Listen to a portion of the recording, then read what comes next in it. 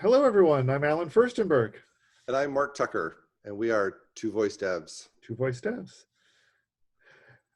How's it going with you, Mark? It's been great. I am Oh, so excited.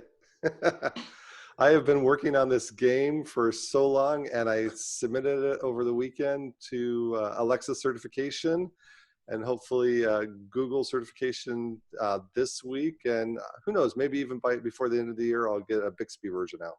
that's fantastic. I know you've certainly been hinting about this game for a while, and I am fortunate that I have now been added to the list of beta testers, and I can confirm it is a fun game. I've really been enjoying it so far. Oh, good. So, Snatch Word is the name of the game, and it's got some fairly easy rules. But this game's been in my head since 2017. Um, Thought about it a lot, and I was trying to imagine what a massive multiplayer online game might look like for voice. And it's a little bit challenging because everything that you do in voice is round tripped. Is each question, answer, or conversation that you have with your voice assistant, in essence, is a turn. So how do you do that on a scale where you're playing with other people? You know, I played games where you're paired up with a real person or a person who's previously played, or even a fake person, to feel like you've got some sort of a competition going on. But I wanted to see what that would really look like. And I think also a lot of when we think of MMOs, we think of role-playing games, and we Hmm. think of virtual worlds, and we think of where everyone is located in that world. And I think what for me is really neat about this game is that it is an MMO because you are playing against everyone else. Right. It is happening in real time, but we don't need this concept of where is our location. It's it's very virtual, and it's very voice oriented. Yeah. So the basic premise of the game is that you've got three actions. You can either find a word, snatch it, or renew it. So when you find a word, either somebody's going to own it, you own it, or nobody owns it. And when you find a word, then kind of like Scrabble, every letter in the word has a point value. So it's based on my own scheme. Um, but words are worth points, but they're also worth points because people are asking about them. So like if I were to say, find the word apple, then somebody else finds the word apple. That's 2 popularity points that word gets. So the words are more valuable when people find them. If you find your own word, you don't get popularity points because you might be just trying to boost up your points. But and if a day goes by where somebody doesn't ask for a word, then one of its popularity points goes down. So a word is worth points itself, but it's also worth points based on how many people are asking for that word. So if I were to snatch that word, then I get the points that are associated with the word, the letter points plus any popularity points that it might have as it goes up and down. Um, but so I own the word, but I really only own the word for 7 days without a chance of anybody else snatching it.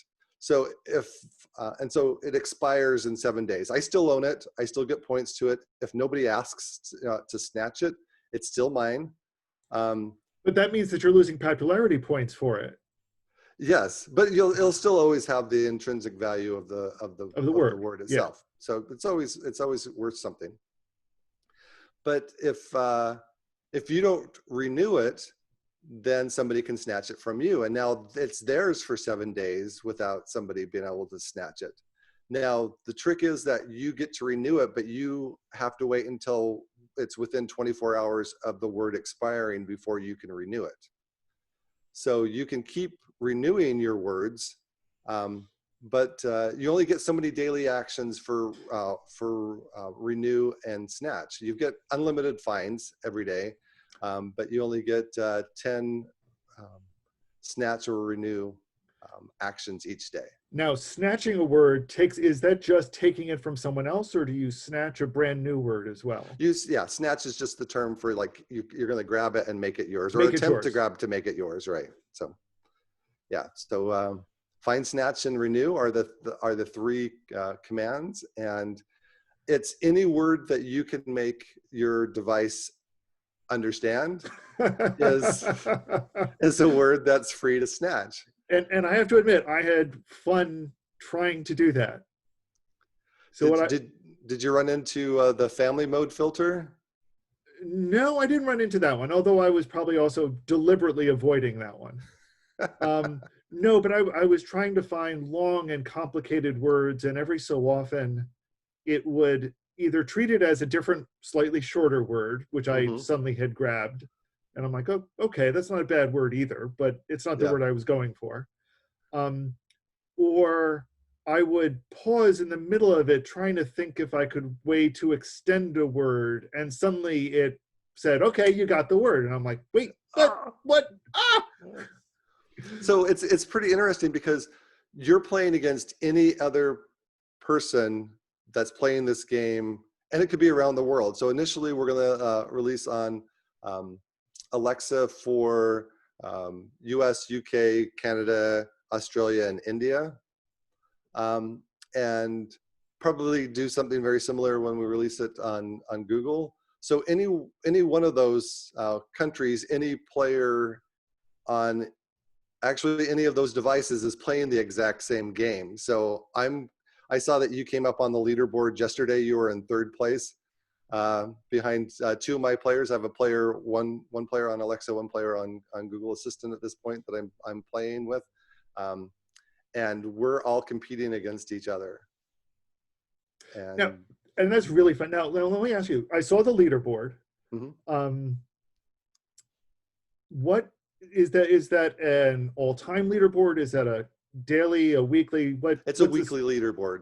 Okay.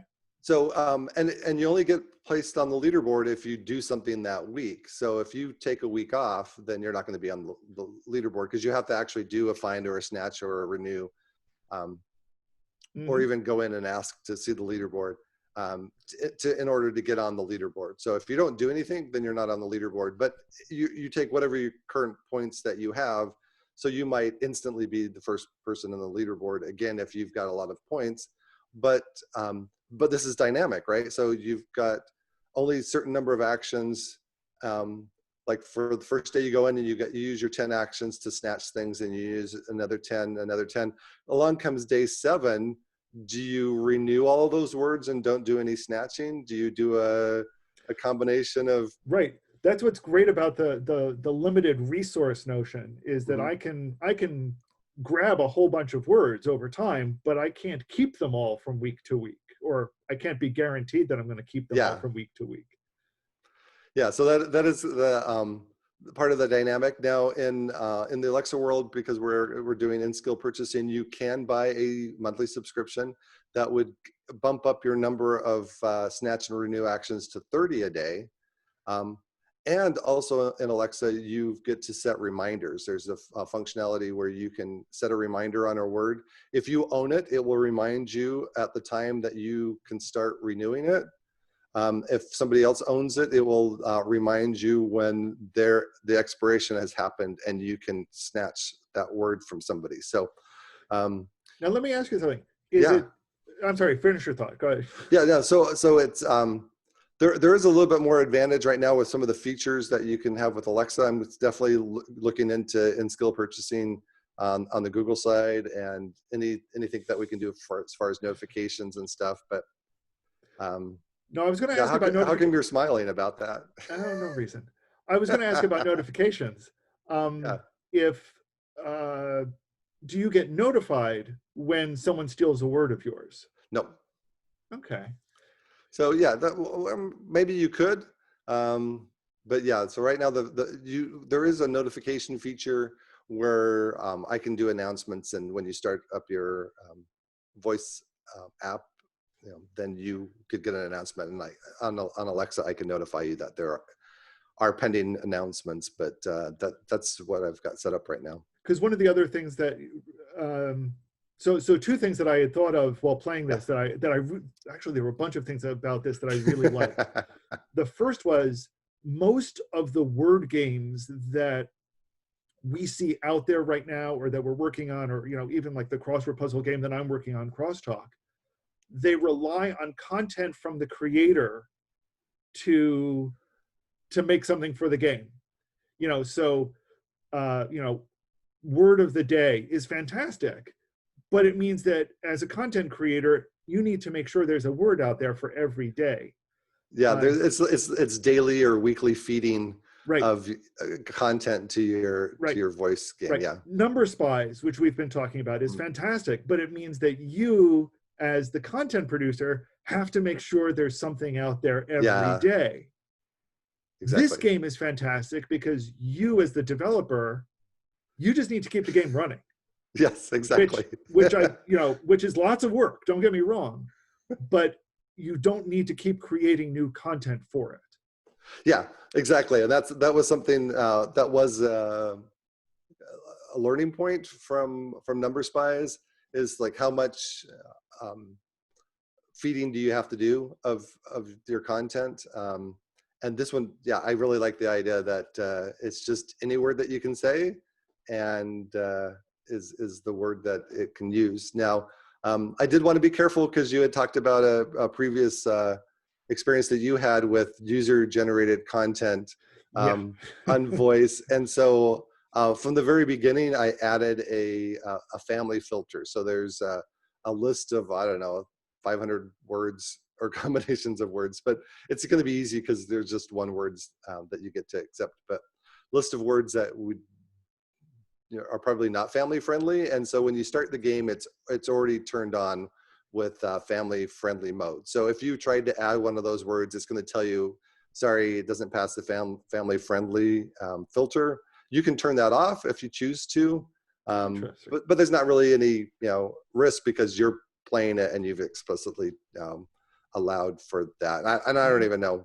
what words would be accepted, but I'm not going to test that feature out. I'll be honest. Something that we haven't talked about is there's also badges. So depending on the number of times you play or the length of words or certain type of words. So for example, there's a certain movie about a flying nanny and she has a preposterous word. If you use that word, then that's the longest word I've found. I was going to try that one, I'll be honest. I did not. Yeah, I just tried it one day and I'm like, oh, wow, it works. Okay. And then I tried it on Google and it seemed like it picked the same word. So at least there's the same spelling between those. But what's also interesting on the leaderboard, then you can list the leaderboard and it will tell you where you're ranked and also show you the top the top few so that you know how you're doing in the rankings. But if you've got a smart display, then you also get to see the leaderboard, and there's an icon that represents you. You have a player name that's generated when you first play the game, and you can also have a flag that represents a country. So it's going to pick up just the country that you're from based on the locale. But you can say set player flag to Brazil or some other country if you want. If you're, and this is English only right now, and we'll see how that goes, and if I decide to translate into other languages. But there could also be an interesting words, for example, color. I haven't tried, but if you're playing in UK and you say color, then I'm assuming you'll get an alternate spelling for color than in the United States, and I'm not sure which of the other countries which word would be used in that. But in some cases, you might be playing against a subset because a word is translated into a different spelling than in a different country. So it does lead to interesting issues when it comes to those sorts of things, and that was actually something I did think about when I was working on Crosstalk, was the notion that how a word is spelled or how a word may need to be spelled for a crossword puzzle answer is not always going to be the same as how you spell it or how your locale might spell it. Correct. So I had to make sure that if you spelled it out, that it would work correctly. Yeah, so you've got that challenge. I just let it go. I say whatever you say. So if there's color and color, right. I mean that, and that's the sort of thing that for your type of a word game is fine. And in fact, yeah, it works even to your advantage in some ways. On mine, I needed to make sure that, you know, that you could spell it the way you wanted to spell it, that words that weren't really words could be spelled out. So yeah, it's just interesting the different challenges that different kinds of word games might encounter and run into, and that, but, you know, as developers we need to think about. yeah. So talk a little bit more about where things are with crosstalk. So crosstalk, it's a crossword puzzle game, again inspired by some crossword puzzles that you had been releasing. I wanted to release a crossword puzzle for some Google stuff that had been coming out.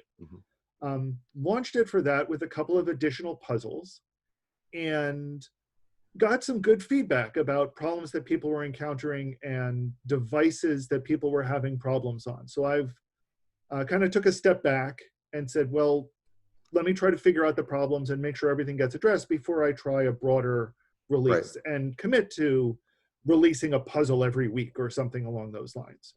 Yeah.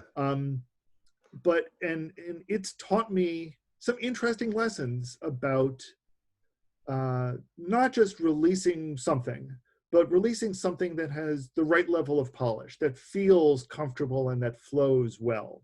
Right. And I think it's one of those things that going into it, I'm like, okay, I know that this, we need to make sure that this flow works well and that this is what this conversation needs to look like. And as we enter in, here's the different things that I need to make sure feel comfortable and address.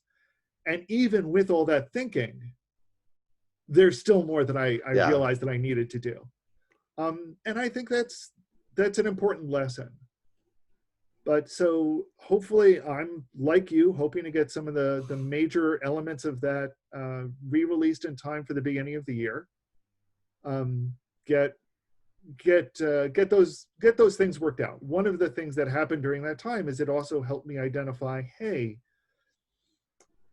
does the way the conversation flow need to be different if I'm on a smart speaker versus a smart display versus other non-speaker assistants, which are out there now. So, if somebody was playing this on their Chromecast, what does it need to feel like? Because that is a different assistant experience than the other two. Yes. So I've now had to take a step back and say, okay, what tools do I need to help me figure that out and to make those conversations better? Now, did you end up using interactive canvas for what you're doing? Yes. Oh, that's actually one of the things that's actually one of the things that inspired me to do the whole thing, was playing around with the interactive canvas on smart displays. So it will do things like, it will show you a display of the entire crossword puzzle, but when you zoom in on a question, it zooms in on the question. Yeah, that is pretty nice. And go ahead. No, so I was just wondering, so what devices does interactive canvas work on? It doesn't work on the phone, does it? Or it does work on the phone. Really? It works on Android. It doesn't work on the iPhone, but it does work on Android. And that led to some challenges because Android is mostly in a portrait mode, but the smart displays are in a landscape mode. Right. So I need to make sure that it works equally well in both modes. But other than that, it actually works really nicely in both of those cases. So it works on both Android devices and on smart displays. Okay, but good. Strangely enough, it doesn't work on Chromecast. Oh, and is this the new Chromecast that was just released? The new Chromecast that was just released, and it doesn't work on Stadia devices, both of which have the assistant, but don't have an assistant with the interactive canvas. So that's a little bit weird, but I can handle it, sort of. I just can't display pretty things. So when you were testing Snatch Word, what type of device did you test it on? I actually tested it on the smart display. I have a smart display in my office. So that's the one that I do most of my testing of anything on. Okay. And it was interesting. It was good to see the text that was appearing and hearing that I was hearing at the same time, which helped me identify at least one bug that I think I pointed out to you. And I was able to see the high score table, which was nice. Okay, good. Because that's the only thing that I've added as, you know, specifically for smart display. I like the fact that you just get from you know, default what the text is, and then you can add additional, you know, niceness for the display, which I did for the leaderboard. On APL, you have to do everything. You either get nothing, you don't even get the text of what you say unless you specifically do something. I know. So I didn't initially intend on doing Alexa presentation language screens for it, but I did it for one, and then I'm like, okay, well, I did it for the leaderboard. And then I was like, well, now I don't have anything else.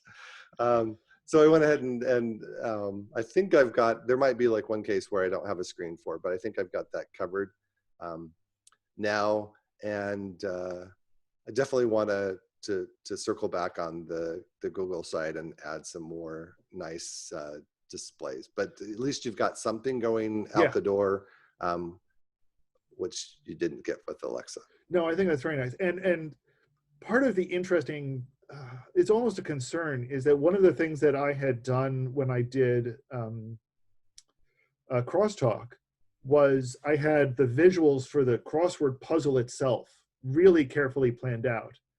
And then I kind of realized, okay, once I committed to the interactive canvas, I now have to do all of these other things as well.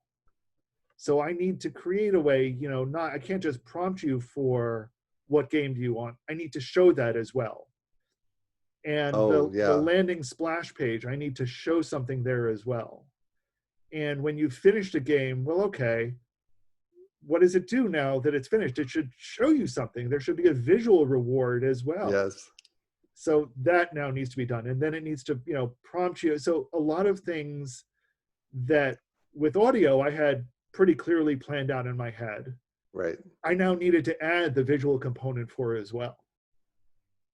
And when you're designing what you think is a voice game, that can be unexpected. Yeah, it definitely takes additional time, and there's a learning curve to APL, and so I just kind of bit the bullet and did some. It's nothing fancy. I've seen way fancier APL content There's some really from other fancy people. APL out there, yeah. So I do have like a little animated floating robot that's on a number of screens, but that's about all that I do like the logo that you have for Snatch Words. I like your robot claw. That's a really, you like that? That's good. That's a nice graphic. Thanks. So yeah, that was actually some graphic stuff that I bought off. I searched around, and I'm trying to figure out, because I was trying to think about what is it going to be, sci-fi? Is it going to be? Initially, I was thinking words, and like word tycoon maybe was a potential name for it. But I didn't know if there was going to be any copyright issues with using the word tycoon. And I remember also, and this is kind of interesting because there's going to be different phases of the game as it evolves. If you imagine, not that I agree that this happened, but in the US history, there was this big land grab, right? Where the government released land and you have to run and go get it. Initially, there's going to be kind of this word grab, right? Nobody's going to own any of the words. And there's actually a bonus. If you find a word that nobody else has used and you snatch it, then you get a bonus for finding a word that's a brand new word.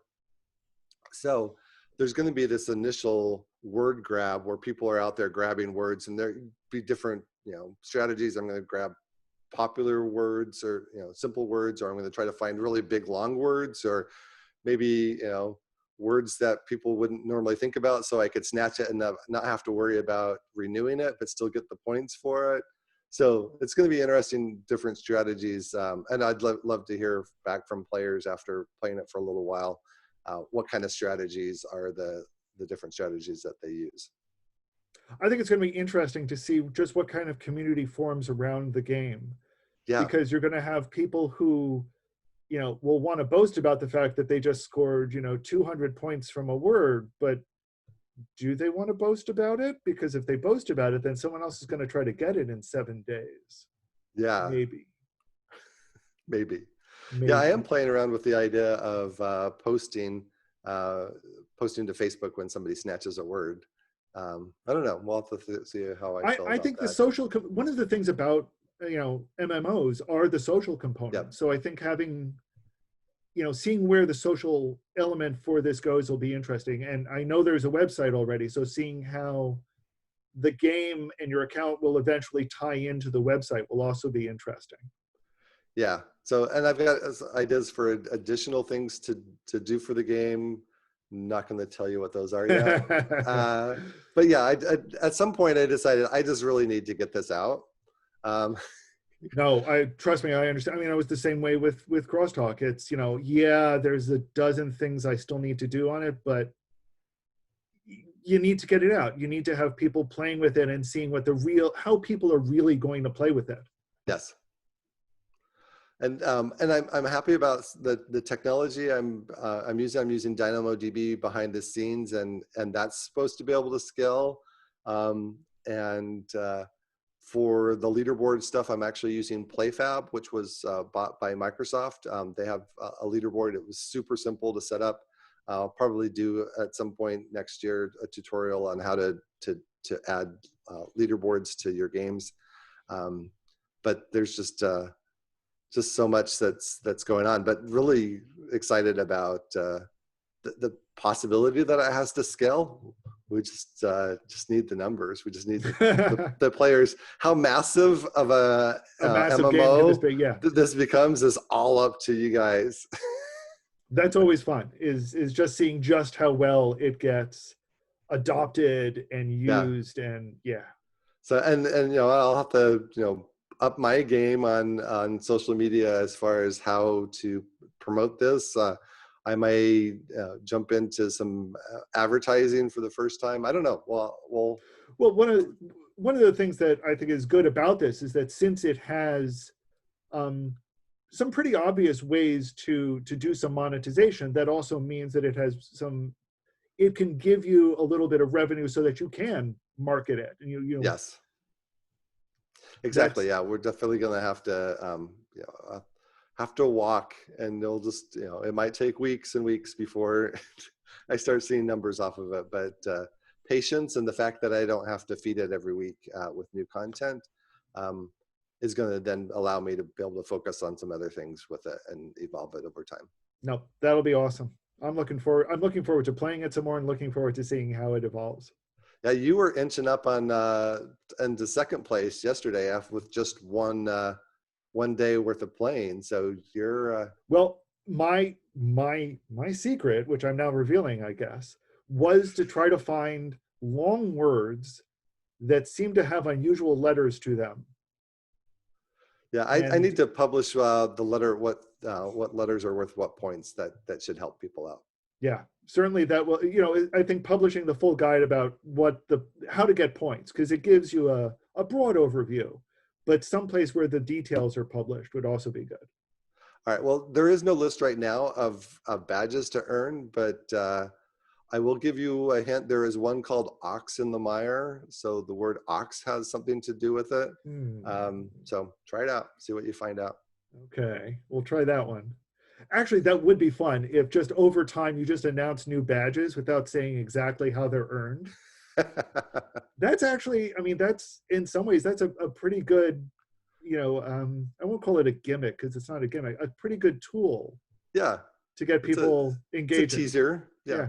Very good. But So we'll be talking, I'm sure, about this. So I sent it off for certification over the weekend. Got one email back this morning from Alexa Certification. Hopefully, just some minor things that, as far as what text was in the skill description for the skill store.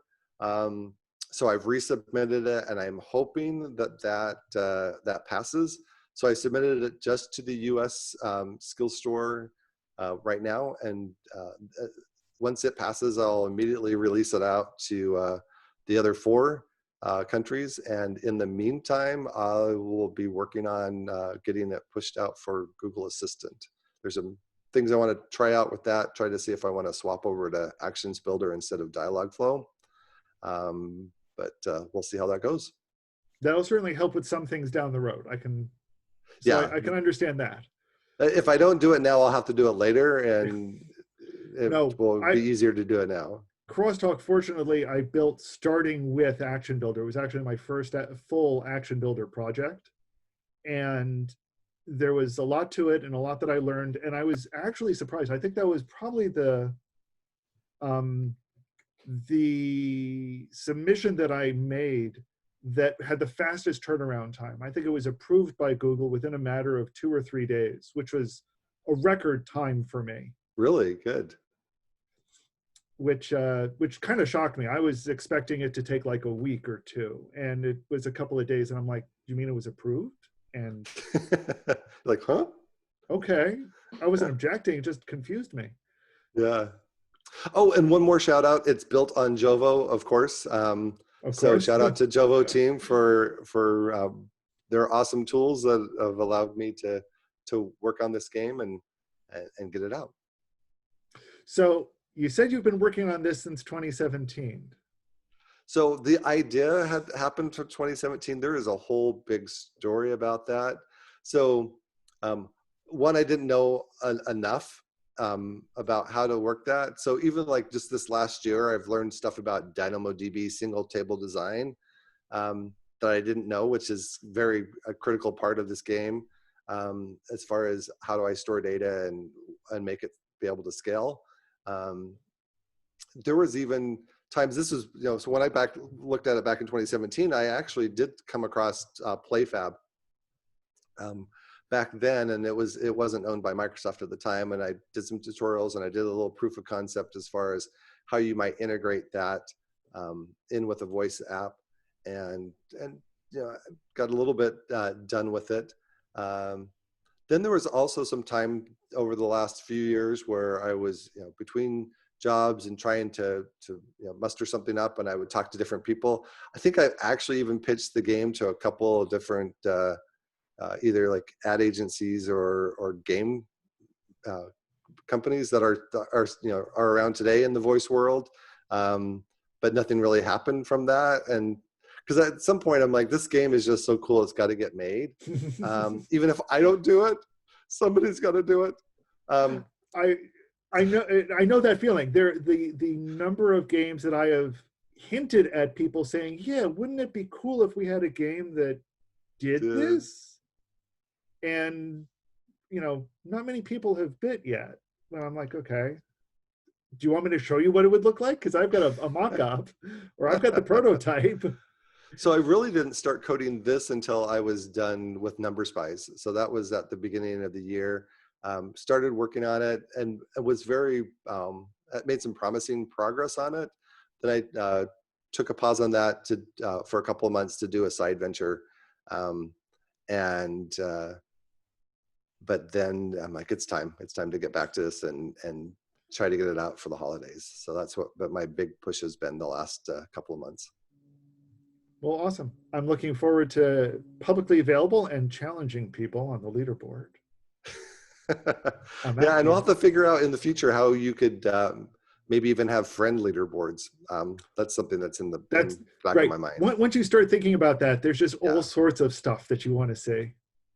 Yeah, so then trying to figure out how that whole dynamic is going to work with getting friends in the same group and things all via voice, or maybe it's something else. Maybe it's via links, and I still have to add assistant links and quick links. I was going to say this is a great place where quick links and assistant links would really help out, because now it'll take you directly to a friend or directly to whatever, and then link up with that.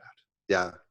So that's I still have to think through a lot of that, but that is something else that's I'm thinking about, is how can we now get this community where now you're competing not only against everybody in the world, but also with your friend group. I think I'm looking forward to playing it more. I'm sure, I hope other people are by now as well. Yes, so this is gonna post in a few weeks this video from when we recorded it. So hopefully all the hiccups are out and the game's available, and we'll cross our fingers. I didn't want to talk about it too soon because I always felt like if you talk about something too much, then it might jinx it. Yeah. So, Or you're over promising on something that you can't deliver, and yeah. Exactly. So, but yeah, thanks for playing it. Yeah, and feedback. I'll definitely look at that, and I'm sure I'll be talking to you more, Alan, as far as what to do to get the Google Action version of this out, and improvements that I can make to that for that platform. I'm sure we'll be talking plenty. So turning this question to the people who are watching and listening to us, what kind of games are you playing out there? Yes. What not just word games, but what other voice games are out there, or what other voice games do you want to see or want to build? What tools are you missing? Yeah, and what things would you like to, like I say on this one, there's a number of different times where I just didn't know enough about something and I had to wait until I learned that. So what are your roadblocks? What are the little bumps in your road for getting something done that maybe we or somebody else can help you get over so that you can make more progress? So don't forget, give us your feedback on Twitter, in the comments, wherever. And we look forward to seeing you next time on Two Voice Devs. Two Voice Devs. Thanks, everybody. Take care.